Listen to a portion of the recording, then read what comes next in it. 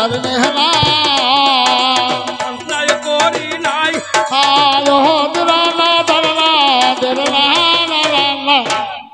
এখন ব্যাপারটা হচ্ছে কি ভাবের জগতে না দাঁড়ালে যে কোনো কথা বলার আগে কিন্তু ভাবোচ্যুতি হয়, কে বলা হয় রসাভাস। রসাভাস যেখানে সুন্দর রস মধুর রসটা জমেছে তৈরি হয়েছে কিন্তু রসটা গড়ে যাচ্ছে, রস দাঁড়াচ্ছে না, একে বলা হয় রসাভাস। রসাভাস বলা হয় কেন? বাক্যের দোষে, কথা বলার দোষে, ভাবার্থের বিচ্যুতি যখন ঘটে তখন রসাভাস তৈরি হয়। হ্যাঁ, যার জন্যে আমি তোমাকে বলতে বাধ্য হলাম, শোনো শোনো অর্জুন, তোমারে নাইকো জানা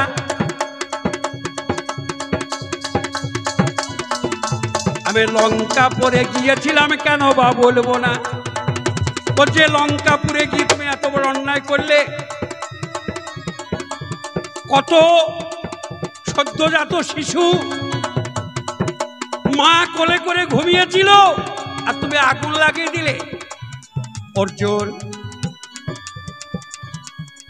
ভুল করো না, আগে ভেবে নিতে হবে যে কোনো কথা বলার আগে কথাটা ঠিক কি বেশি। কোন এক মহাজন বললেন, আপন দোষের সব হারালি মন, দোষ দিবি আর কার। গীতার মাঝখানে প্রমাণ আছে, তুমিই তো জানো যে যথামাং প্রপদ্যন্তে তাং সতব্যভজমহম মম বর্তানুবর্তন্তে মনুষ্য পার্থ তদ্বর্ষ। তোমাকে তো বলেছে অর্জুন, এই জাগতিক জগতের মাঝখানে যে যেমন কর্ম করিয়া থাকে আমি তাহাকে সেই রূপ ফল প্রদান করিয়া থাকি। কর্ম অনুসারে ফল। তা তুমি বলছো যে আমি নাকি লঙ্কায় আগুন ধরিয়ে দিয়ে লঙ্কাপুরটাকে পুড়িয়ে ছাই করে দিয়েছি, ছাই করে দিয়েছি। না, ভুল করছো, ভুল করছো। আপন আপন কর্মদোষে আপন আপন ঘরখানা পুড়ে ছাই হয়েছে, কিন্তু তার মধ্যে দুখানা পুড়েনি।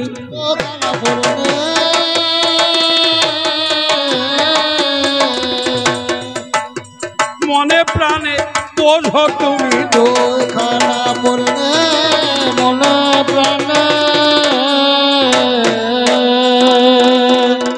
ওরে যেখানেতে বিভীষণে থাকতো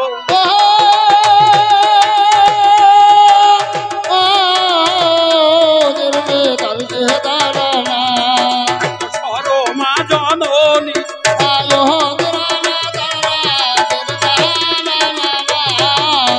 লঙ্কাপুরের সব পুড়েছে,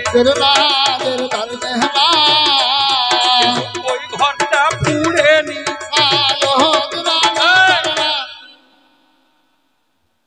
সরমা এবং বিভীষণ যে ঘরে থাকতো সে ঘর, আচ্ছা পুড়লো না কেন বাবা? সব ঘর তো পড়ে না, এই দেহরূপা ঘর, যে ঘরে রাধা গোবিন্দ গুণকীর্তন হয়, যে ঘরে রাম সীতা যুগল উপাসনার কথা হয়, যে ঘরে নাম গুণকীর্তন হয়ে আনন্দে প্রেমানন্দে বাহু তুলে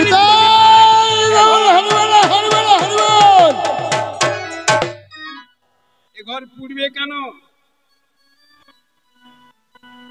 সহজেই যদি এই ঘরটা পুড়ে যায় তাহলে কেউ রাম কৃষ্ণ গোবিন্দ গুরুদেব কারণ কি কেউ উপাসনা করবে? যে নাম গুণকীর্তন কি করবে বাবা, আপনারা বলুন তো? যার জন্যে ঘরের অপর না হচ্ছে বাসা, বাসা আর একটা শব্দ হচ্ছে বাসা। বাসা মানে ভালোবাসা আর ভালো বাসা। যার বাসাটা ভালো সে ঘর কখনো পুড়ে না, আর যার বাসাটা ভালো, রামকে কৃষ্ণকে যে ভালোবেসেছে এই ঘরের ভেতরে রেখে, সে ঘরটাও তার কখনো। তাহলে এই ঘরটা পুড়েনি, আর একখানা ঘর পুড়েনি কার? ওরে যারই নামটা তরণী সেন।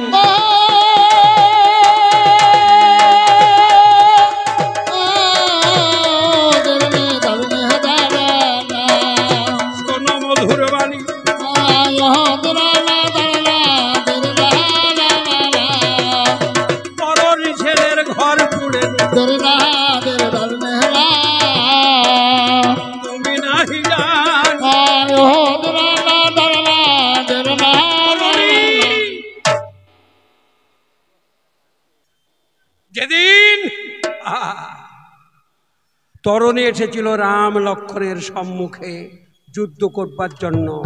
বারবার সরমা বলেছিল, ওরে তরণী, তরণী, আমি তোকে যেতে দেবো না বাবা। তরণী কাঁদতে কাঁদতে বলেছিল, মা আমাকে যেতে দেবে না, এ কথা বলছো কেন? বলে, তুই জানিস না 1,00,000 পুত্র যার 1,15,00,000 নাতি, একটাও রইল না তার বংশে দিতে।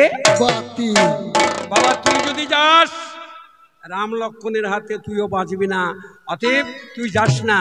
সেদিন তরণ সেন কাঁদতে কাঁদতে মায়ের কাছে কয়, ও গো আমার মা জননী, ধরি তোমার পাই। রামে রামে সবাই বলে গো, রাম কে বা হলো? রাম তো রমণের কর্তা, প্রকাশ করাই ভালো। রাম রমণ, রমণ ইতি রাম, রামকে যাচ্ছে না।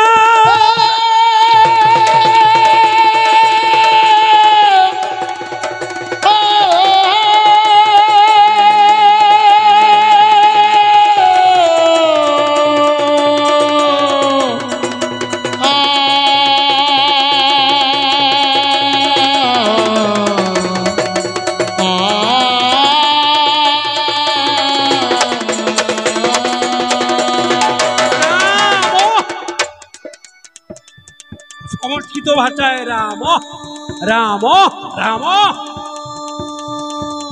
রয়ে রাম, আকারে লক্ষণ, ময়ে ভরত, বিসর্গয়ে শত্রুঘ্ন। বেশি দূর যেতে হবে না। এই র লিখতে হলে আগে ব লিখতে হবে। ব কিন্তু দুটো, একটা জ বর্গের ব আর একটা প বর্গের ব। অর্জুন রে কার কথা কব, মনে মনে একটুখানি তুমি এইবার ভাবো। জ বর্গের ব যেটা আমি বলে রাখি, সেটা চৈতন্যময় ভবাদি ক্ষেত্র হলো ভূযুগের মধ্যস্থিত, এইখানে আশ্রয় পেল চৈতন্যময় সত্য।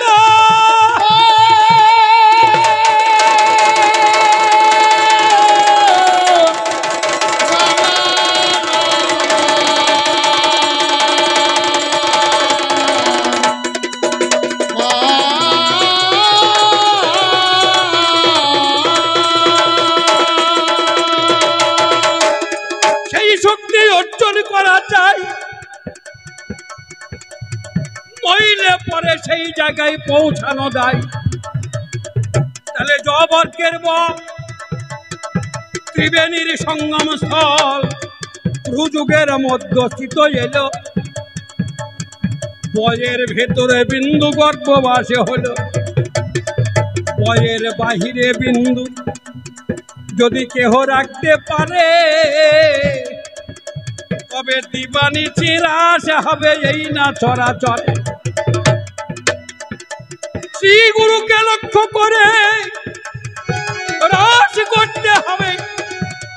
রাস মঞ্চে রাস করো, মহানন্দ পাবে। যে আমার তরণী সেন মায়ের কাছে কয়, আমাকে তুমি যেতে বাধা দিও নাই। রামের হাতে যদি আমি নিধন হতে পারি, তবেই তো পারের তরণী হব, জানাই প্রকাশ করি। রামের হাতে মরণ যদি বরণ করা যায়, জনম ধন্য করম ধন্য, শুনে রাখো মাই। হাই রে, এখানে অন্য কিছু নয়, মকারে দেহ ভারতকে করিয়া আশ্রয়। বিন্দু বিসর্গ দুটোকে নামা হলো, একটা বাবার বিন্দু, একটা মায়ের বিন্দু প্রকাশ করাই গেল। সংযোজন করা যাবে, বিন্দুর সঙ্গে পরিচর্যা সর্বদাই চলিবে। দুই বিন্দুর খেলা জগৎ মাঝে হয়, বিন্দুকে নিয়ে খেলা করে সারা সর্বদাই। বিন্দুকে সঠিক জায়গায় ধরে রাখতে হবে, তবেই তো সেই জগতে পৌঁছানো যাবে। সেই জগতে নাও যদি পৌঁছানো না যায়, জনম ধন্য এই জগতে কখনো হবে না। সত্য কথায় আপনাদের জানাই প্রকাশ করি। আর একবারে প্রেম বলুন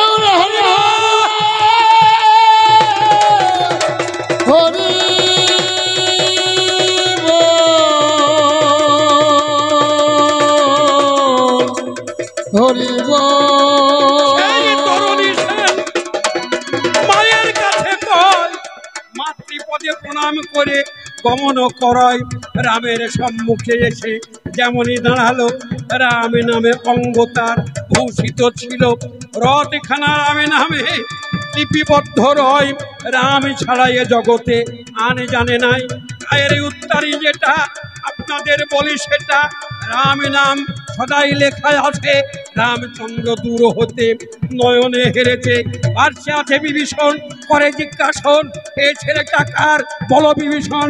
বিভীষণ বলে আমার নাই গো জানা।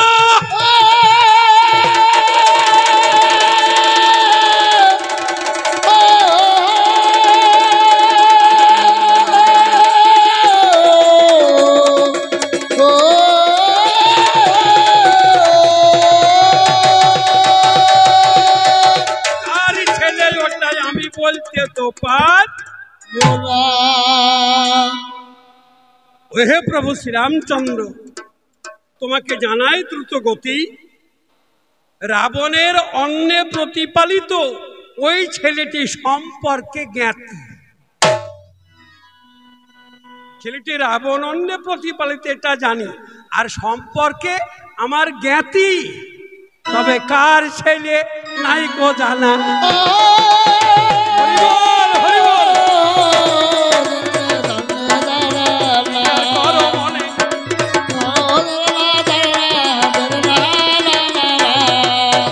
রামচন্দ্র ধনুর পানে ভাবিছে সেখানে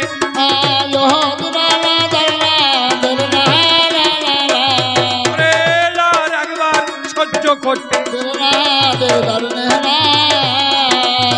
আর না পারিল।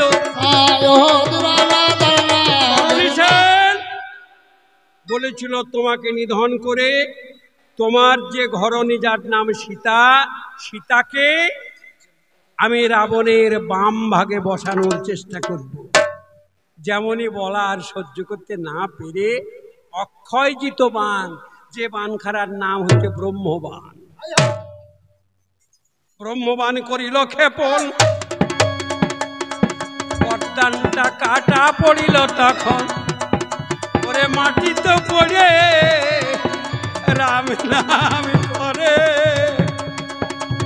আপনাদের কাছে মনের কথা বলবো কেমন করে। রামের নয়ন বাড়ি সদা ঝরে যায়। রাম কাঁদে, বিভীষণ কাঁদে, কাঁদে দুজনাই। ওই ছেলেটার মুন্ডু তখন গড়াগড়ি গেল। রামচন্দ্র এইবার কেঁদে জিজ্ঞাসা করিল, বলো বলো বিভীষণ, তোমার চোখে জল কেন বয়? প্রকাশ করে একটুখানি বলো না যা। তখনই বিভীষণ বলেছিল, প্রভু ওই ছেলেটি হচ্ছে আমার।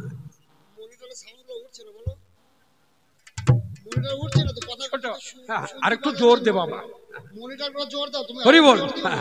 তা ওই ছেলেটি আমার। বলে তুমি এত সময় বললে না? বলে তোমাকে যদি বলতাম তোমার হাতে ওর যে মরণ হবে না। মরণ তো বহু প্রকার, সর্পদংশন, পশুদংশন, সলিল পতনে, উদ্বন্ধনে, শূন্যতে, আর হুতাসনে, আর বিস্মানে। সাপের কামড়ে মানুষ পড়ে না, সাপের কামড়ে মরে যায়। পশুদংশন, বাঘ ভালুকের কবলে পড়েও অনেকজনা মারা যায়। ঘাটে স্নান করতে গিয়ে আর উঠলো না, সেও মারা যায়। তপ্ত দুধের মাঝখানে অনেক ছেলে পড়ে মারা যায়। মরণ বহু প্রকার। উদ্বন্ধন অর্থাৎ গলায় দড়ি। আম পাড়তে উঠেছে গাছে, ডাল ভেঙে পড়ে মরে গেল। মরণ তো অনেক। বিভীষণ বলল, প্রভু এ মরণটা আমি চেয়েছিলাম না, স্বয়ং রামের হাতে আমার ছেলের মরণ হবে, আমি এইটাই চেয়েছিলাম, তার জন্য তোমাকে একটু গোপন করেছিলাম। তাহলে সেই তরণী যখন তার কাটা মুন্ডু থর করে যখন নাচছে, তখন প্রভু শ্রীরামচন্দ্র মনে মনে চিন্তা করিয়া নিল, প্রয়াগ তীর্থে ওই মুন্ডুকে ফেলা না যাবে ভালো। সঙ্গে সঙ্গে মুন্ডুটা হাতে তুলে নিয়ে বক্ষে জড়িয়ে ধরল রামচন্দ্র, জানাই প্রকাশিয়ে। রামচন্দ্র জড়িয়ে ধরে কেঁদে কেঁদে কয়, আমার জপের মালাই থাকবে সদাই সদা সর্বদাই। 101টা জপের মালা যেটা হবে জানি, ওরে তার মধ্যে তরণী সেন সাক্ষী রূপে থাকবে সর্বদা। 108 জপের মালার মাঝখানে তরণী সেন সাক্ষী রূপে তার মধ্যে আশ্রয় পেয়েছে, নাকি বাবা? তাহলে এইবার বলো অর্জুন, তুমি কি জানো? এ তথ্যগুলো জানো না? তাহলে তরণীর ঘরখানা পড়েনি, সরমা বিভীষণের ঘর পড়েনি, আর যাদের ঘর পুড়ে গেছে তাদের হয়তো কর্ম ভালো ছিল না, তাই এই কথাগুলো বলছো কেন? ভেবে নিতে হবে। মানুষ শাস্ত্রগ্রন্থ শোনে কেন? হরিনাম দেয় কেন? কীর্তন দেয় কেন? বাউল দেয় কেন? কিছু পাবার জন্যে, নাকি? কিছু দাও অর্জুন, আমি তোমার কাছে সেইগুলো তো জানার জন্যে। হ্যাঁ, আবার আমার দোষ দিচ্ছে, আমাকে নাকি মা জানকী 3টে ফল দিয়েছিল, বলেনি বাবা? হ্যাঁ, 3টে ফল, তা ফল 3টে, একটা হলো রামের, একটা হলো লক্ষণের, আর একটা হলো আমার। আমি ফল তুলটা হাতে করে নিলাম, সাগরকুলে এসে আমার ফলটা আমি খেলাম। আমার ফলটা খাওয়ার পর আমি দেখলাম বড় সুস্বাদু ফল, আহা খুব সুন্দর ফল। এবার রামের ফলটা আমি খেয়ে নিলাম, আর আমি চিন্তা করলে লক্ষণ তো 14 বছর খাবে না, তার হাতে দেওয়া না দেওয়া সমান কথা। এত সুস্বাদু ফল লক্ষণের হাতে যদি আমি দিই, লক্ষণ ফেলে দেবে, এ ফল তো ফেলার বস্তু নয়, যার জন্যে লক্ষণ খাবে না হিসাবে ওটা আমি খেয়ে নিলাম। আর রামেরটা, ওটাও আপনারা ভালো বলুন। আর আচ্ছা, এইবার ভাব জগতের কথার মাঝখানে আসি। আপনারা বলুন তো, নামযজ্ঞ 16 প্রহর, 56 প্রহর, অষ্টম প্রহর, চতুর্প্রহর নামযজ্ঞ হয়। মঞ্চ একটা, হ্যাঁ, মাঝখানে একটা মঞ্চ থাকে, সব কিছু সাজিয়ে গুজিয়ে দেওয়া হয়, মালসা ভোগ দেওয়া হয়। স্বয়ং গৌরাঙ্গ মহাপ্রভু কি পারিষদ বর্গ সবাই খায়? খায় নাকি? খায়। দৃষ্টিটাই হচ্ছে গ্রহণ করা, নাকি? দৃষ্টি হচ্ছে গ্রহণ করা। অতএব খায় কারা? ভক্ত যারা। তো তদ্রূপ আপনারা একটা কথা ভাবের জগতের মাঝখানে আমি বলে যে আপনারা শোনন, যে কোনো খাবার খাওয়ার আগে গুরুর নামে নিবেদন করে মুখে দেওয়াটা উচিত। কেউ যদি গুরু নিবেদন না করে খায়, সেটা কি আর বলবো, সে খাবারটা উচ্ছিষ্ট খাবার, সে খাবারের মূল্য নাই, সে খাবারে অপরাধ আছে। আমি যখন ওই আমটা, প্রভুর আমের আমটা আমি খেয়ে নিলাম, ওং জনার্দনায় নমঃ, আগে প্রভুকে দিয়েই আমি যখন খেয়েছি, মহামুনি বাল্মীকি রামায়ণে লিখেছেন, লক্ষণকে বলছে, লক্ষণ কোন আগে ভক্ত, কি বলিব আমি,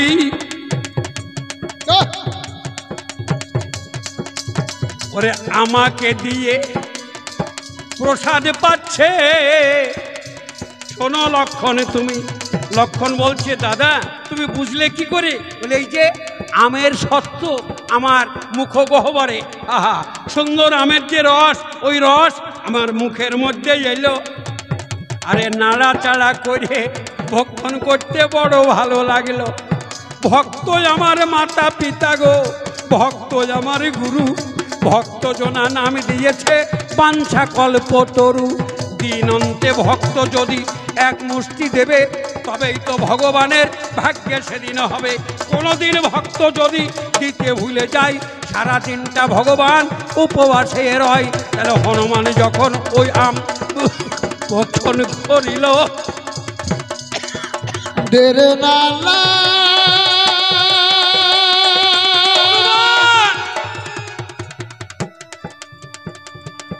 যেমনই ভক্ষণ করতে গিয়েছে, আর আমের বদনে হরি বল আমের রস প্রভু শ্রীরামচন্দ্র পেয়েছে। তাহলে বলো দেখি, ভাবের মহলের মাঝখানে দাঁড়িয়ে মহামণি বাল্মীকি বললেন, ওই আম হনুমান একা খায়নি, প্রভু রামকে দিয়ে তারপরে সে। অর্জুন, তুমি জানো না, জগতে যত ভক্ত আছে সেবার সময় স্বয়ং গোবিন্দকে না দিয়ে কেউ কখনো বদনে নেয় না। ওং জনার্দনায় নমঃ বলতে হয়। অনেক মায়েরা ভাতের হাঁড়িতে চাল কটা দেয়। আমি অনেক মায়েদেরকে জিজ্ঞাসা করেছি, মা তোরা বলতে পারিস চাল কটা যখন হাঁড়িতে দিস কি বলে দিস? তা আমাদের গায়ের একটা মেয়ে বলছে, বাবা সবাই যা যেভাবে দেয় আমি ওইভাবেই দিই। তাহলে ওই দেওয়া থেকে প্রভুর সেবা হবে? আগে জেনে নিতে হবে, এগুলো জানার প্রয়োজন। না জানলে নারীর জীবনটাই তো ব্যর্থ। হ্যাঁ, অনেক মেয়েরা ঘরে লক্ষ্মীর ঘট পাতে, ঘট পেতে 3টে লাল সিঁদুরের দাগ দেয়, তার পাশে আবার 3টে চন্দনের দাগ দেয়। একটা মেয়েকে জিজ্ঞাসা করছি, মা ওগুলো কেন দিলে? বলে সবাই দেয় তাই আমি দিলাম। ও খোঁজ রাখে না। ওইভাবে দিয়ে লাভ হবে না, জেনে শুনে কর্ম করো জনম ধন্য হবে। আর জেনে শুনে কর্ম করো জীবন ধন্য হবে। শোনো বলি অর্জুন ভাজা, বলি না মজেবে। আর শোনো বলি অর্জুন ভাজা, আমি লক্ষণেরটা লক্ষণকে দিয়েই খেয়েছি। আরে ভগবানের সেবা তো ভক্তের মুখে, নাকি বলছে? ভগবানের সেবা ভক্তের বদনে। তাহলে আমার নেয়ামানি তো ভগবানকে দেওয়া, অসুবিধা কি আছে? তুমি হয়তো জানো না বা বোঝো না। বেশি সময় আমি কাটাতে চাই না। যে কথাগুলো আমাকে জিজ্ঞাসা করেছিল আপনাদের সম্মুখে আমি যতটুকু পারলাম জানিয়ে গেলাম। এবার আমি কিছু শোধাবো।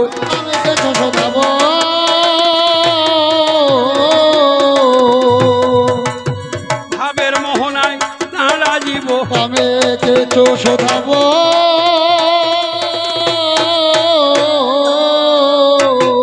অর্জুন, এই কুরুক্ষেত্রের ময়দানে তুমি যুদ্ধ করবার জন্য উপস্থিত হয়েছ।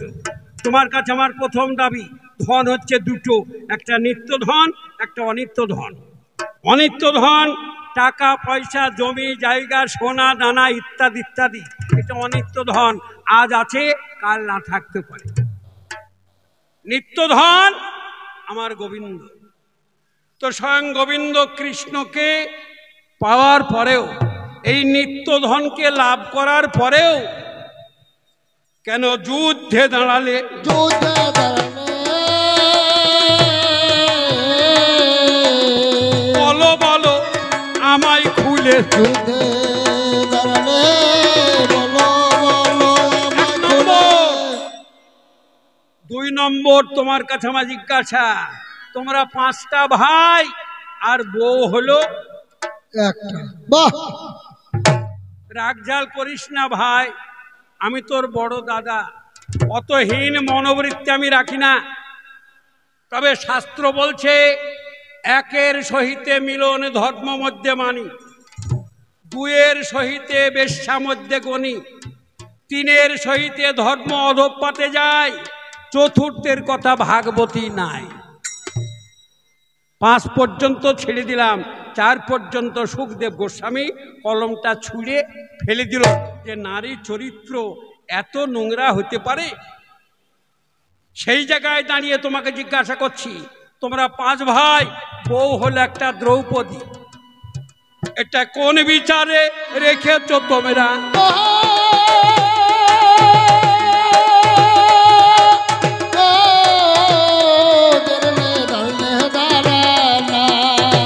জগৎ শিক্ষা কি?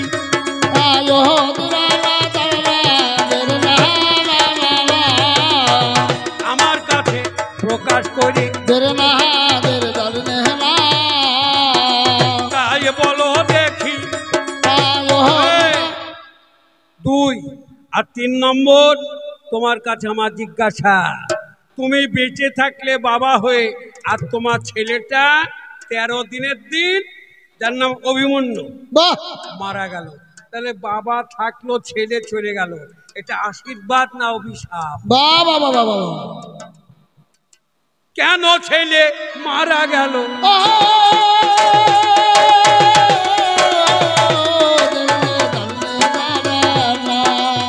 শুনিতে বাসনা,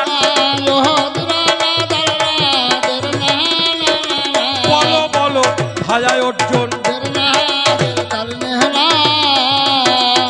করো আলোচনা।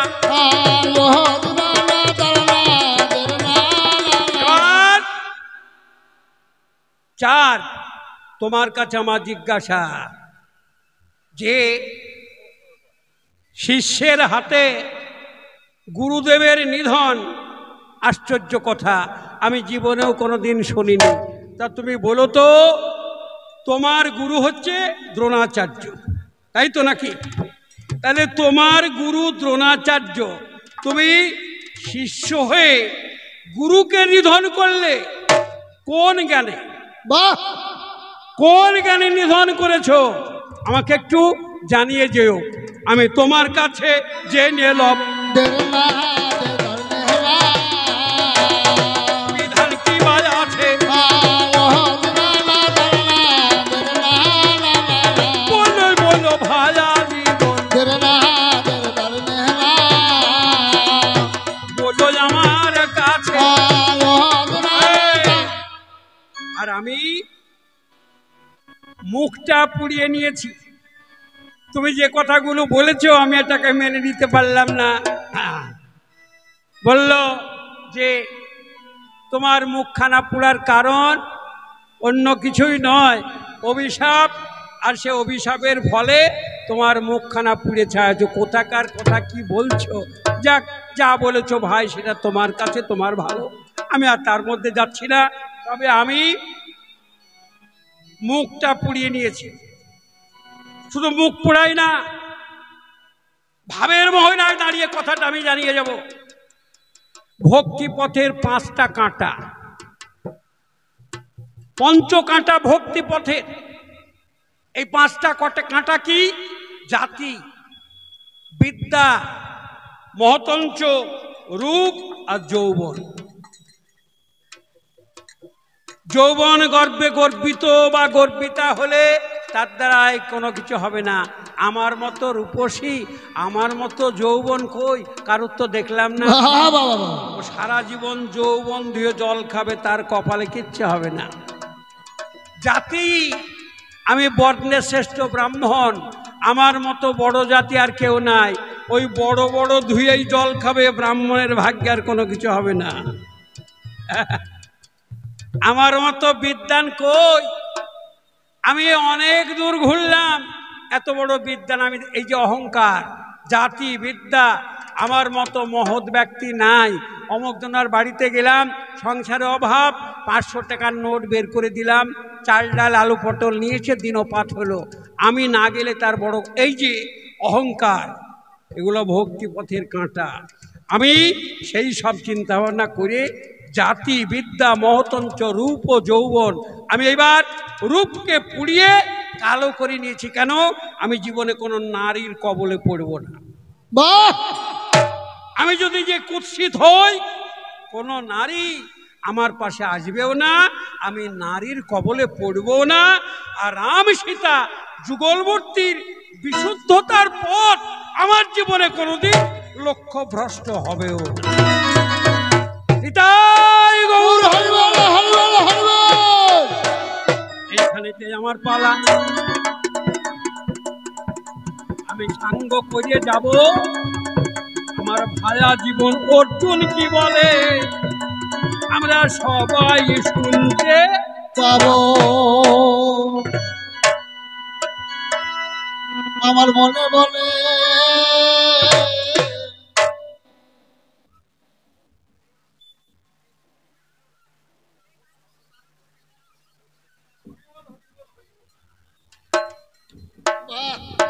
দেখুন কথার ভেতরে এমন কথা লুকিয়ে একজন মাননীয় ভক্ত শ্রেষ্ঠ উনি বিচক্ষণ ব্যক্তি, উনি একটা কথা জিজ্ঞাসা করেছেন, অতীব উত্তম কথা, অপূর্ব। মন্দোদরীর স্তনে তো দুগ্ধ ছিল না, তাহলে অতগুলো সন্তান মানুষ হলো কি করে? এইবার আপনাদের এক কথায় জানিয়ে যায়, কলমটা কি বলছে? পুত্রগুলো হচ্ছে বরপুত্র। হরি বল, বরপুত্র। মেঘনাথ ও বরপুত্র, সবই বরপুত্র। গর্ভে একটা সন্তানও মন্দোদরী ধারণ করেনি। 1 লক্ষ পুত্র 100 লক্ষ নাতি। কথাটার বিশেষ কারণ, রাবণ বলেছিল যাত্রায় পুত্র জন্মগ্রহণ করে তাতে আমার 1 লক্ষ, যাহার দ্বারাই পুত্র কন্যা জন্মগ্রহণ করে তাহাতে আমার 1 লক্ষ। কোনোদিন লক্ষ্য ভ্রষ্ট হবেও না, বস্তু তত্ত্ব কোনোদিন ঝরে পড়িবেও না, আর আমি কোনোদিন জগতের মাঝখানে খণ্ড হব না, আমি অখণ্ড। আমার মন্দোদরী গর্ভে কোনোদিন সন্তান ধারণ করবে। এগুলো হচ্ছে বরপুত্র বাবাগুলো। বরপুত্র জানবেন না গর্ভে ধারণ করেছে তা নয়, এটা গর্ভজাত পুত্র নয়। পুত্র তো অনেক, বরজ পুত্র, কামজ পুত্র, মন্ত্রজ পুত্র না বাবা, মন্ত্রেও পুত্র জন্মগ্রহণ করে। গুরুদেব বাড়িতে এসে কানে কানে কি দিল, আর সঙ্গে সঙ্গে আমি ছেলে হয়ে গেলাম। গুরুদেব আমার বাবা হলো একটা। হরি বল। তাহলে এই যে আমাদের আলোচনা অতীব সুন্দর, এটা গভীর হতেও সুগভীরের কথা জেনে রাখবেন। মন্দোদরীর গর্ভে একটিও সন্তান জন্মগ্রহণ করেনি, সব বর পুত্র। আর ভাবের মোহনায় দাঁড়িয়ে যার দ্বারাই পুত্র জন্মগ্রহণ করবে তাতে আছে 1 লক্ষ। ওই 1 লক্ষটাই হচ্ছে পুত্র, তার অত পুত্র নয়। মহিরাবণ, আমি মহিরাবণকেও মেরেছি বাবা, কথাটা বলে গেছে অবশ্য। প্রথমবারে বলতে বলতে অর্জুনের এত জিজ্ঞাসা হয়ে গিয়েছে নাকি বাবা বলুন? হ্যাঁ, ভায়া জীবন অর্জুন অনেক কথা জিজ্ঞাসা করে ফেলেছে। অত কথা যদি জিজ্ঞাসা করার উত্তরটা আমাকে দিতে হয়, তাহলে আমিও তো 2-4টে কথা বলবো, আমার সময়টা কই। যাই হোক, তথাপিও হয়তো আমি জানাতে বাধ্য হলাম, 1 লক্ষ পুত্র 100 লক্ষ নাতি, একটাও রইল তার বংশে দিতে বাকি। তার মানে কি, যে না, রামের বিরোধিতা করবার জন্য যে রাবণ আজকে সেখানে দাঁড়িয়েছে, রাবণের পুত্র কন্যা বলে এগুলো যে বরপুত্র জগতের মাঝখানে জন্মগ্রহণ করেছে একমাত্র প্রভু রাম সীতার যুগল চরণ উপাসনা করার জন্য। ভক্ত বহু প্রকার।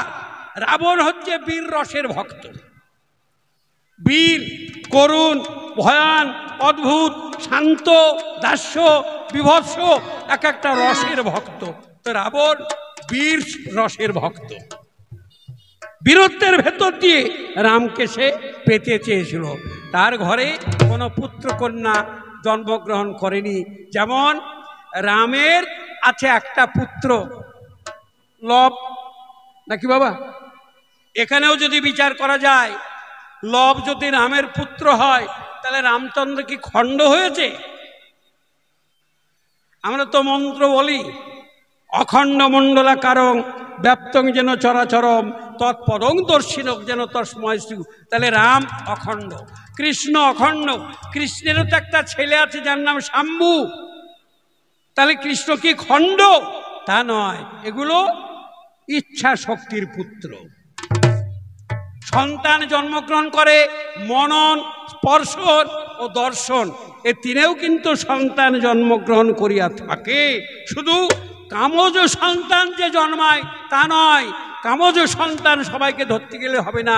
প্রেমজ সন্তান আছে, মন্ত্রজ সন্তান আছে, বড়জ সন্তান আছে। তদ্রূপ রাবণের এই পুত্রগুলো জানিয়ে গেলাম আপনাদের মাঝখানে। আর আমার বেশি সময় নেওয়াটা উচিত নয়। আমি ভায়া জীবন অর্জুনকে কিছু দাবি রাখলাম, একা মুখের তো বক্তব্য নয় বাবা গো। অতএব আমার ভায়া জীবন অর্জুন উঠে বলুক, আমি বসে বসে শুনব। বসে বসে শুনব,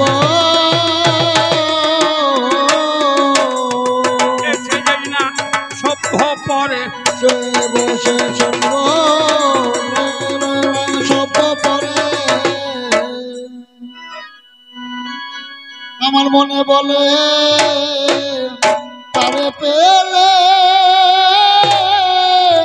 চোখের জলে বাঁধো, আমার রামকে যে ভালোবাসি তার মতো আর বাঁধব না। রামকে যে ভালোবাসি তার মতো আর বাঁধব না। মনে বলা তারে পেলে, মনে বলে তারে পেলে চোখের জলে বাঁধো,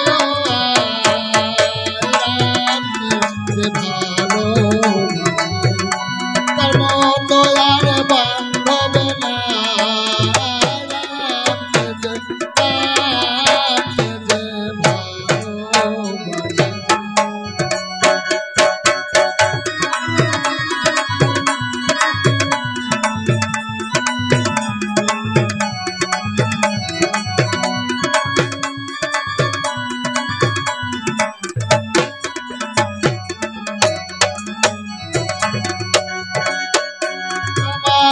মুখে যাহা মিঠা লাগে মনে বলে খাওয়া তাকে। মুখে যাহা মিঠা লাগে মনে বলে খাওয়া তাকে। এ বুকে বলে রে বুকে বুকে বুকে বুকের যত তুমি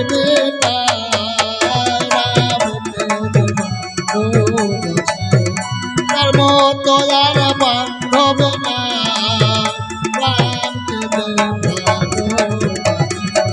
তার মতো আর বান্ধব না। আমার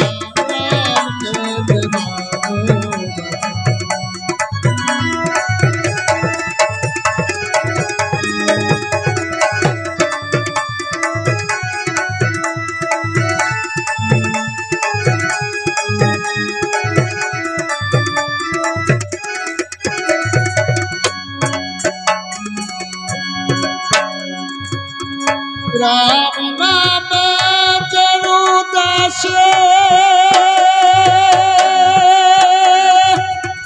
মন বলে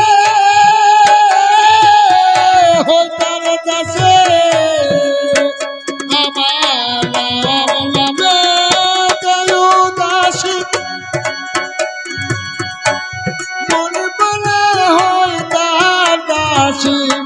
আবার যদি ভবে আসি, আবার যদি ভবে আসি রাম ভক্ত সঙ্গ পাই।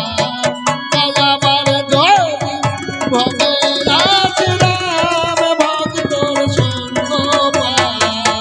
রামকে যে ভালোবাসি তার মতো আর বান্ধব না। আমার রামকে যে ভালোবাসি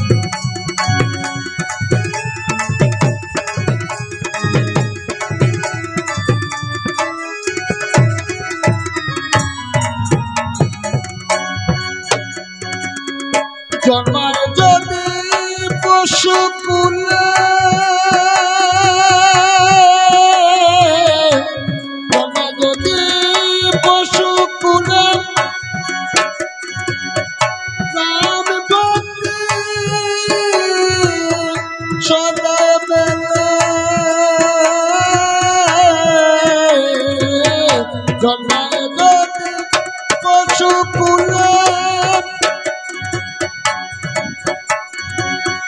রাম ভক্তি সদা মেলে দেহ কাল পরকালে দেহ কালে আমার পরকালে রামের গান ছন্দ পায় আমার হোকালা পরকালে রামের গান চরণ পায় রামকে যে ভালোবাসে তার মতো বান্ধব নাই আমার রামকে যে ভালোবাসে তার মতো আর বান্ধব নাই আমার মনে বলে তারে পেলে মনে বলে তারে পেলে চোখের জলে বাঁধোয়ারা বলে তারে পেলে তারে জলে বাঁধোয়ারা রামকে যে ভালোবাসে তার মতো আর বান্ধব নাই আমার রামকে যে ভালোবাসে তার মতো আর বান্ধব নাই রামকে যে ভালো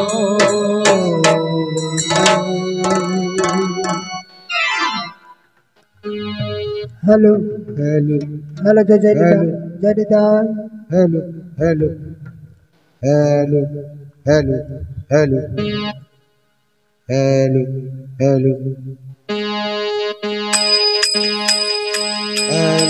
हेलो हेलो हेलो जय गुरु हेलो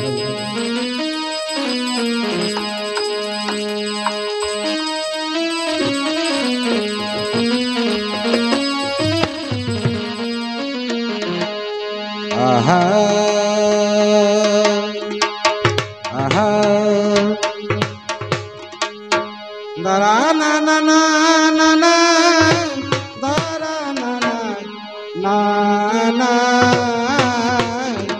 दरा ना ना ना ना दरा ना ना ना ना दरा ना ना ना ना ना दरा ना ना ना